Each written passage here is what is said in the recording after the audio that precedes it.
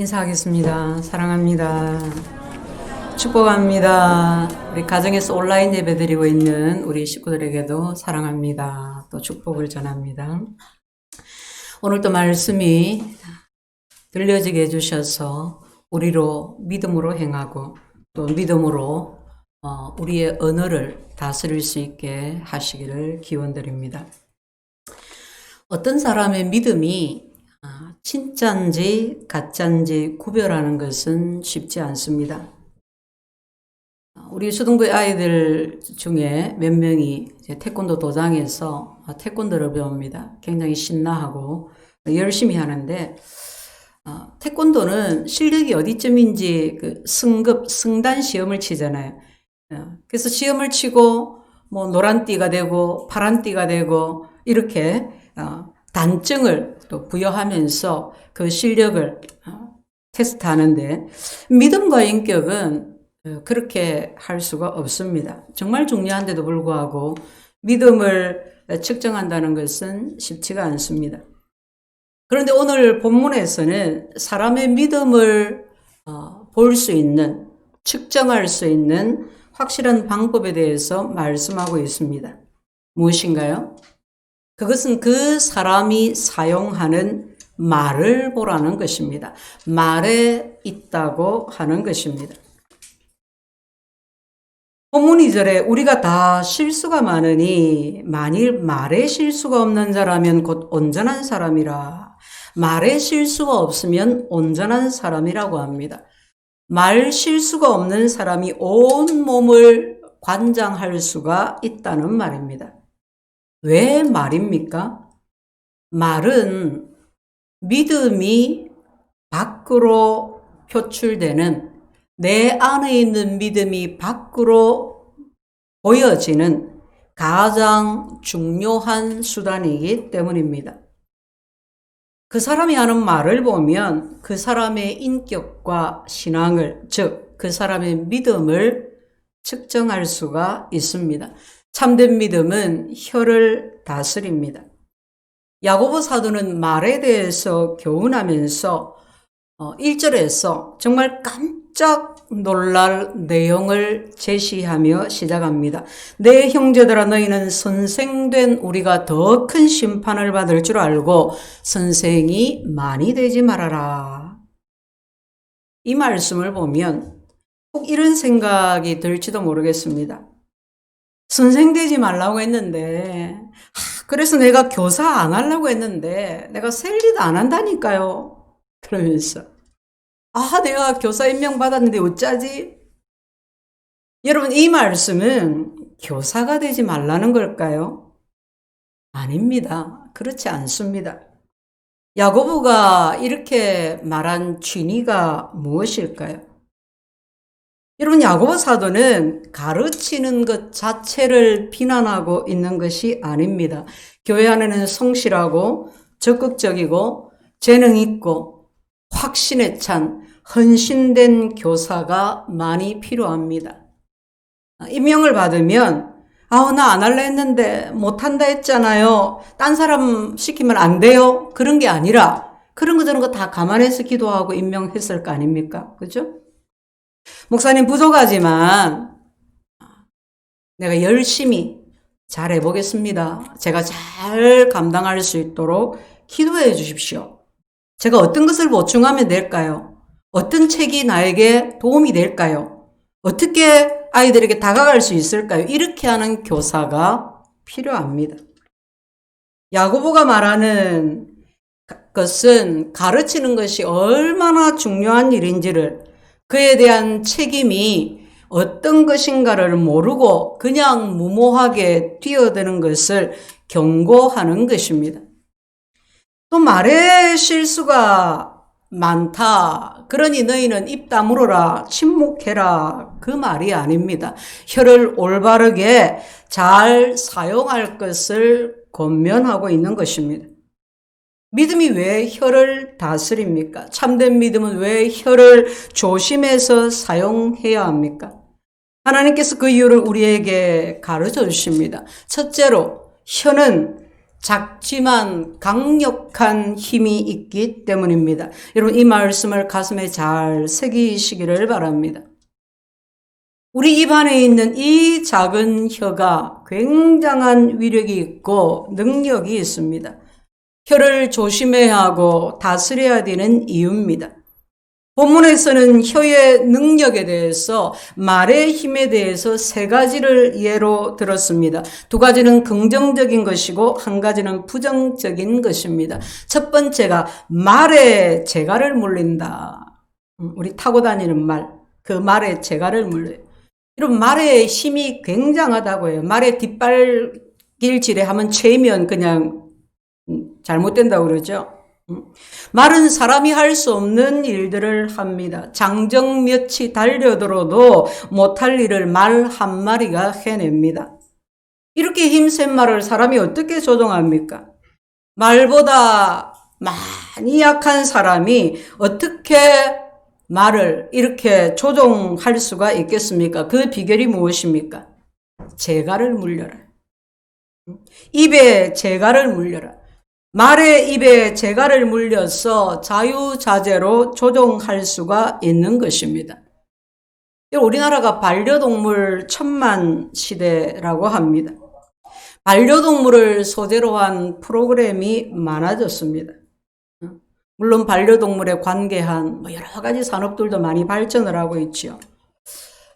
보니까 이 개에게 입마개를 씌우는데 법적으로 이 개는 분명히 입마개를 씌워야 한다는 맹견 종류가 있고 아주 사나운 본성적으로 그런 개가 있고, 그렇지는 않지만 덩치가 큰 개들, 위화감을 주거나 이럴 수 있기 때문에 입마개를 씌우라 하고, 또는 아주 작아도 쪼개나게 입질을 하는 거예요. 그래서 문제가 있는 개, 이런 개들에게 입마개를 씌웁니다. 꼭 산책을 할 때 입마개를 씌우죠. 왜 그렇게 합니까? 왜 입마개를 씌웁니까? 주인의 마음대로 조종하기 위해서 하는 겁니다. 걔가 지 맘대로 막 가고 주인이 끌려가는 게 산책이 아니고, 걔가 딱 그 주인만 바라보고 그 주인이 조종하는 대로 하기 위해서 입마개를 씌우고 훈련을 시키는 겁니다. 왜 그렇게 합니까? 그 개를 괴롭게 하기 위해서 합니까? 아니요. 사람과 함께 행복하게 잘 살아가기 위해서 그렇게 하는 거예요. 결국 개를 보호해주는, 개를 유익하게 하는 것입니다. 말에 재갈을 물리는 것처럼 재갈을 물려야 된다는 거죠. 두 번째는 배의 키, 배를 조종하는 키를 예로 들었습니다. 아직까지 직접 타볼 기회가 없었고 앞으로도 있을까 모르겠지만은 이 영화에서 보면 큰 배, 크루즈.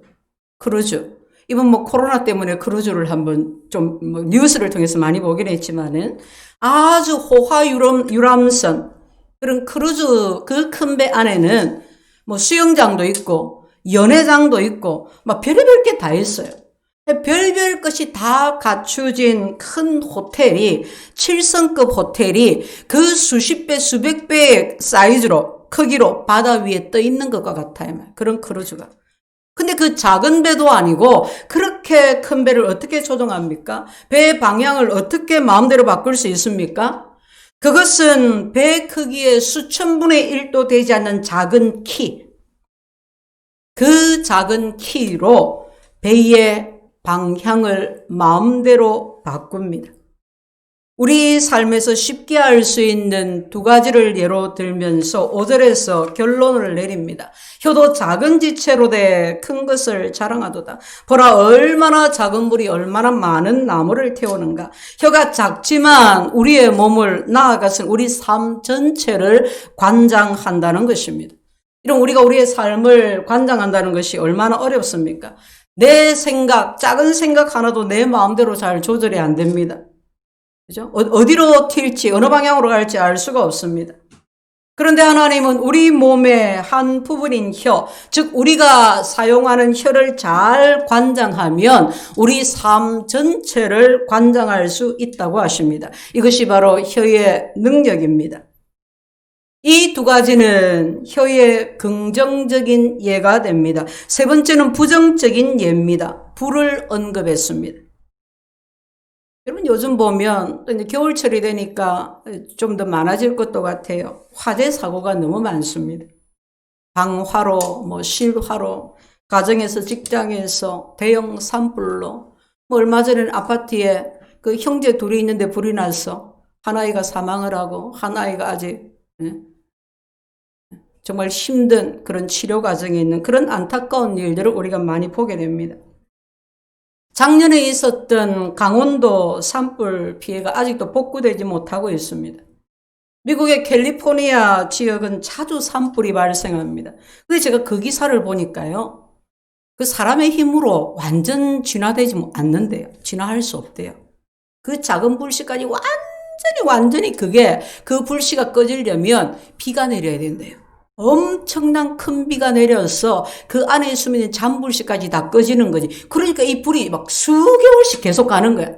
계속 크게 일었다가 작게 일었다가. 그럼 이제 뭐 하느냐? 그 이제 산에 있는 불이 마을로 내려오지 못하도록 방어하는 거죠. 산 하나를 다 태우는 거예요. 올해 초였습니까? 코알라 6만 마리가 죽었다. 호주 산불도 있습니다. 이런 불의 위력이 너무 대단하지 않습니까?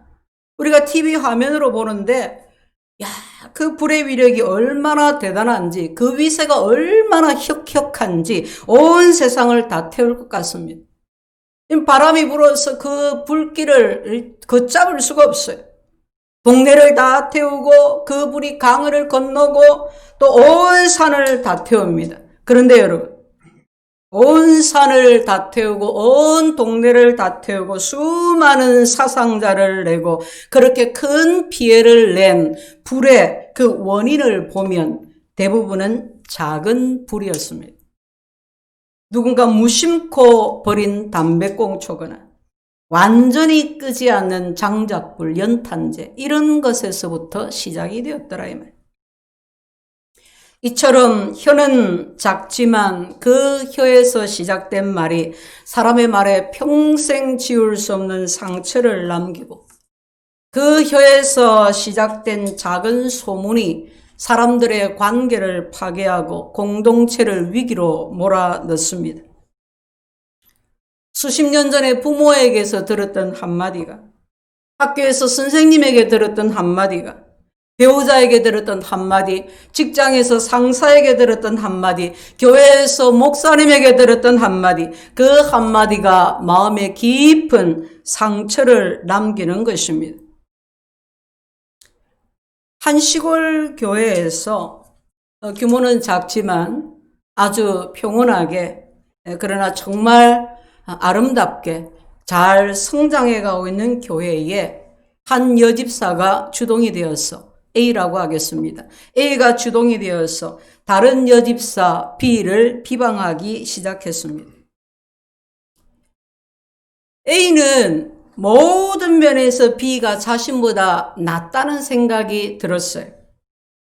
보니까 나보다 얼굴도 예쁘고 살림도 잘하는 것 같고 재능도 많고 그래서 막 교회에서 열심히 봉사도 하고 경제적으로 사는 것도 보니까 훨씬 나보다 좋은 집에 살고 있고 교인들도 그를 좋아하고 칭찬하는 것 같아요. 그래서 B를 견제합니다. 교묘히 왕따를 시킵니다. 헐뜯기 시작합니다. 부정적인 말을 합니다. 온 교회에 그에 대한 나쁜 소문이 나게 되었습니다. 퍼지게 되었습니다. 충성스러웠던 그 B 집사는 도저히 더 이상 교회에 다닐 수가 없게 되었습니다. 목사님에게 가서 울면서 저간의 모든 사정을 말하고 결국은 멀리 이사를 하게 되었습니다. 그 목사님 마음이 얼마나 아프셨겠습니까? 세월이 흘렀습니다. 그 A가 부흥회에 가서 큰 은혜를 받았어요. 예전에 B에게 잘못한 것이 생각이 났어요. 그래서 막 회개합니다. 회개하고 목사님 찾아갑니다. 목사님 사실은 그때 제가 그 B 집사에 대한 시기하는 마음이 들어가지고 그래서 내가 그 B 집사에게 부정적인 얘기를 하고 중상모략을 내가 하게 되었노라고 털어놓았습니다. 이미 그 일들을 다 알고 있었던 목사님은 그 울면서 회개하는 A 집사에게 한 가지를 시켰습니다. 집에 가서 닥터를 한 움큼 뽑아다가 온 동네에 뿌리라. 이게 도대체 뭔가 이상하긴 했지만은 그래도 목사님 하신 말씀이니까 순종해야 되겠다. 순종했습니다. 그 닥터를 온 동네에 남김없이 다 뿌렸습니다. 목사님 하라고 하시는 대로 다 했습니다. 그러자 목사님이 그 뿌려진 닥터를 다시 다 주워서 오라고 했습니다. 온 동네를 다녔지만은 고작 닥터 몇 가닥밖에 주울 수가 없었습니다. 목사님 이것밖에 안 돼요. 다 주울 수가 없어요. 목사님 말씀하십니다. 집사님이 회개했으니까 하나님께서 용서하실 겁니다. 그러나 집사님이 비집사의 마음에 입힌 상처는 영원히 남고 다시는 주워 담을 수 없다는 것을 아십시오. 이것이 말의 위력입니다. 말은 주워 담을 수가 없습니다. 혀는 무서운 상처를 남길 수가 있습니다. 시작은 아무것도 아닐 수가 있습니다. 그러나 무심코 뱉은 작은 말이 한 사람의 일생을 불태워 버릴 수도 있습니다. 우리는 흔히 이런 말을 합니다. 이런 말을 듣습니다. 일이 그렇게 될 줄은 몰랐어요. 또 어떤 분은 목사님 제가 잘못했습니다. 제가 죽을 죄를 지었습니다. 그런 말을 하기도 해요. 몰랐으니까 그랬을 겁니다. 철없어서 그랬을 겁니다. 작은 시기심으로 생각이 짧아서 내 감정이 들어가다 보니 과장이 되었을 것입니다. 누구나 쉽게 할 수 있는 미안하다 한마디로 사과하고 끝날 수 있는 그런 작은 일, 별것 아닌 일이었을 겁니다. 그러나 그 상처가 영원히 갈 수 있습니다. 그 사람에게 평생 지울 수 없는 상처를, 공동체에 회복하기 어려운 깊은 상처를 줄 수 있습니다. 성냥개비 하나가 온 산을 태우듯이 작은 말 한마디가 우리의 삶을 파괴하고 우리 공동체를 파괴할 수 있습니다. 이것이 말의 위력입니다. 우리는 말의 위력을 알아야 합니다. 6절 말씀에 혀는 곧 불이요 세계라. 혀는 우리 지체 중에 온몸을 더럽히고 삶의 수레바퀴를 불사르나니 그 사르는 것이 지옥불에서 나느니라. 언어의 파괴력이 얼마나 무섭습니까? 얼마나 강합니까? 혀는 불이요 불의의 세계라. 온몸을 더럽히고 삶의 수레바퀴를 굴러가지 못하도록 불태워버릴 수 있다. 지옥불 같아요. 지옥불 같아. 혀를 잘못 사용하면 모든 것을 망치는 것입니다. 혀에는 대단한 위력이 있습니다. 혀를 다스려야 하는 두 번째 이유는 혀는 길들이기가 쉽지 않기 때문입니다. 여러 종류의 짐승을, 생물을 다 사람이 길들일 수 있고 길들여 왔는데 혀는 길들일 사람이 없다. 7절, 8절에 그렇게 말씀합니다. 여러분, 저는 이제 가끔 요즘 하도 재방송도 많이 하고 채널이 많으니까 뭐 우리 개가 달라졌어요. 이런 프로그램. 제목은 잘 모르겠는데 하여튼 우리 개가 달라진 그런 프로그램이 있어요. 보면 야, 저거 제대로 되겠나? 저래가 키우겠나? 저래가 살겠나? 이런 문제견들이 있어요. 그런데 놀랍게도 그런 개를 교육하고 훈련합니다. 사람을 물고 주인도 통제가 안 되고 그런 너무나도 무섭고 위협적이던 개가 조련이 되는 거예요. 조련이 딱 되고 나니까 그게 눈매가 달라져요. 그 이전에는 얼마나 사납고 무서워. 르르르 하고 이러고 있으면 그냥 가까이 갈 수가 없어요. 그런데 이게 딱 교육이 되고 훈련이 되고 나니까 눈매가 벌써 탁 내려가는 게 그렇게 예쁠 수가 없어요. 저 정도 되면 한번 키워볼 만하다. 이런 마음이 들 정도로 바뀌어져 있는 거예요. 사람이 조련하지 못할 동물이 없다고 합니다. 사자도 야생마도 조련사가 때로 물리기도 하고 심지어 목숨까지 잃는 그런 사고도 있지만 결국은 다 조련이 된다고 합니다. 저와 여러분이 타락해서 많은 것을 잃었지만 우리는 여전히 만물의 영장입니다.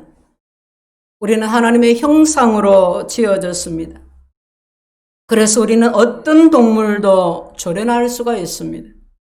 그런데 참으로 힘든 것, 길들이기가 어려운 것이 있습니다. 그게 바로 우리 혀입니다.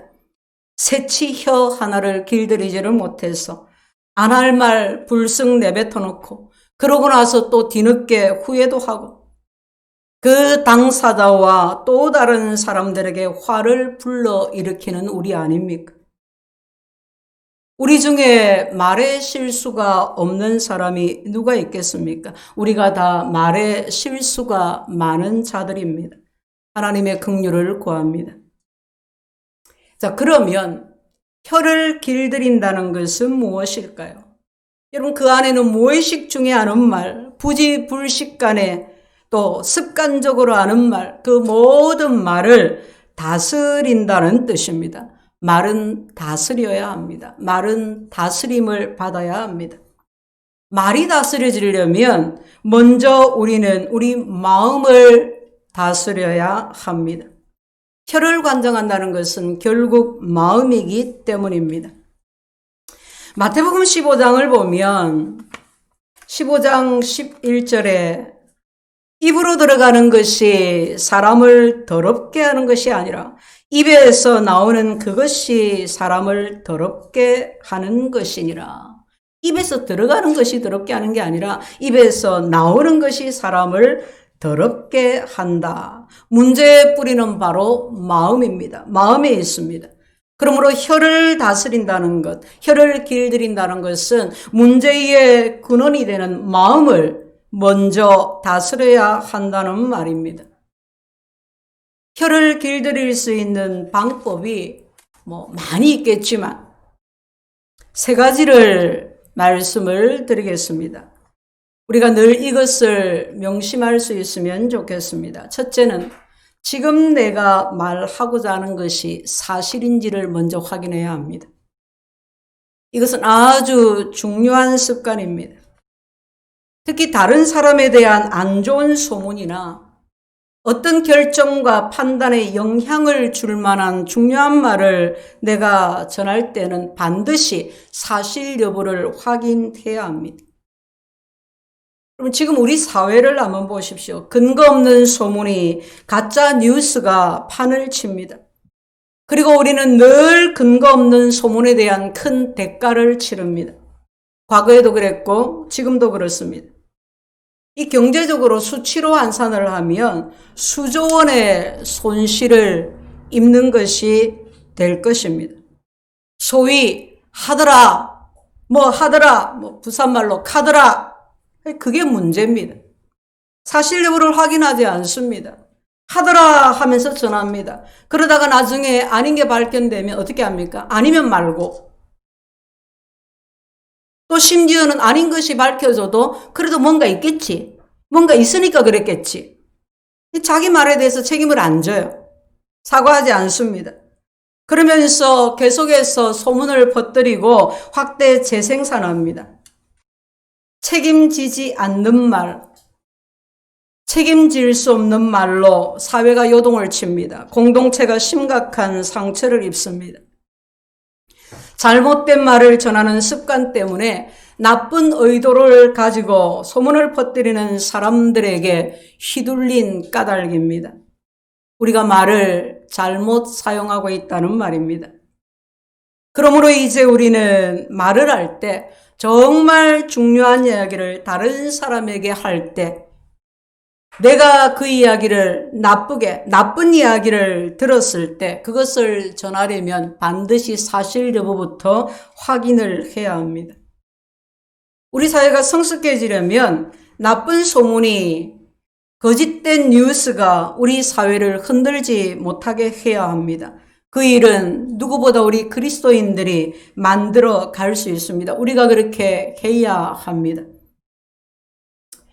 자, 두 번째 혀를 길들이는 방법. 두 번째는 내가 하고자 하는 말이 덕이 되는 말인지, 덕이 되는지를 따져봐야 합니다. 그거 사실인데요. 여러분, 때로는 사실을 말하는 것만으로 사실이기 때문에 사람을 해칠 수도 있습니다. 골로새 4장 6절은 너희 말을 은혜 가운데서 소금으로 고르게 함같이 하라. 소금으로 맛을 내는 것 같이 말을 해라고 했습니다. 여러분, 이것이 정말 중요합니다. 소금으로 맛을 낸다는 것이 무슨 말입니까? 신학적으로 여러 가지 해석이 있지만은 쉽게 말해서 이런 겁니다. 음식을 하는데, 요리를 하는데 소금이 들어가야 합니다. 그죠? 소금이 안 들어가면 어떤 요리도 제 맛이 안 납니다. 맛이 없어서 못 먹습니다. 어젠가 무슨 기사에 보니까 이런 빵 좋아하시는 분들 베이글을 먹을 때, 베이글이 굉장히 담백하잖아요. 빵 중에 가장 소금 함량이 높답니다. 안 느껴져요. 소금의 짠맛이 안 느껴지지만 각 음식에 적당한 양의 소금이 다 들어가 있다는 거예요.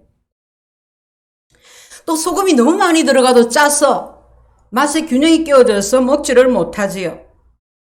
소금으로 고르게 함 같이 말을 해라. 뭐냐? 말을 만나게 해라. 고르게 해라. 이 말. 이 소금으로 고르게 함 같이 앞에 은혜 가운데서라고 했습니다. 그냥 말에 맛만 내려고 하다 보면 이게 과장이 될 수가 있어요. 막 재미있게 하려다 보니까 내 말에 귀를 기울이게 하려다 보니까 말이 부풀려집니다. 그래서 말을 어떻게 해라? 은혜 안에서 내가 말하고자 하는 것이 덕이 되는지 안 되는지를 살피라. 덕이 되는 말이냐? 덕이 되는 말을 지금 이 자리에서 이 사람들 가운데서 해서 덕이 되는 말이냐를 분별을 해라는 거예요. 세 번째는 말하고자 하는 것이 과연 내가 말을 해야 되는 것인지 아니면 그냥 하나님께만 맡겨야 하는 것인지를 분별해라. 특히 교회 안에서 이것이 중요합니다. 아무리 옳은 말이라도 내가 해서 덕이 안 될 수가 있습니다. 아무리 바른 말이라도 은혜가 안 될 수 있습니다. 오히려 역효과가 날 수 있습니다. 그냥 하나님께 맡겨드리는 것이, 하나님께 맡기고 나는 입을 다무는 것이 훨씬 더 은혜가 되고 효과적일 수가 있습니다. 요점은 혀를 잘 길들여야 한다는 것입니다. 내 생각대로, 내 판단대로, 내 기분, 내 감정대로 그렇게 말하면 아주 위험합니다. 우리 인생은 물론이고 그저 말 한마디 한 것뿐인데 작은 불이 온 산을 태우는 것처럼 그 작은 말이 가정을 태우고 공동체를 태워버립니다. 우리 모두 혀를 잘 길들이게 되시기를 축원합니다. 혀를 다스려야 하는 세 번째 이유는 혀가 우리 믿음의 질을 좌우하기 때문입니다. 11절에 샘이 한 구멍으로 어찌 단물과 쓴물을 내겠느냐? 무화과가 어찌 감람 열매를 맺고 포도나무가 어찌 무화과를 맺겠느냐?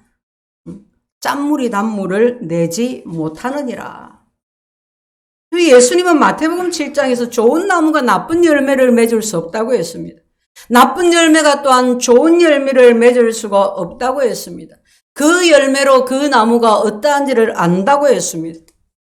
우리가 지속적으로 부정적인 말을 하고 남을 기만하는 말을 하고 아주 거친 상처를 주는 신랄한 말을 지속적으로 한다면 그것은 곧 우리 마음을 드러내는 것입니다. 왜 입만 열면 호황된 말을 합니까? 왜 입만 열면 분노에 가득 찼어? 다른 사람에게 그 분노가, 그 감정이 여과 없이 그대로 다 전달되게 합니까? 왜 말만 하면 잘 지내던 관계도 깨어집니까? 그 마음에 더러움이 있기 때문입니다. 계속해서 우리가 또한 부정적인 말을 하면 우리 마음이 더러워집니다. 믿음이 행위를 낳고 행위가 믿음을 온전하게 합니다. 더러운 말을 하는 것을 보면 우리 마음이 더럽다는 것을 알 수 있고 더럽고 안 좋은 말을 하면 우리 마음이 깨끗해질 수가 없습니다. 더러워집니다. 말의 힘이라는 아주 좋은 책이 있습니다. 한번 읽어보십시오. 저자는 말을 누에 고치에 비유했습니다. 누에가 씨를 어디로 뽑아요? 입에서 씨를 쭉 나오잖아요. 누에가 입으로 씨를 뽑습니다.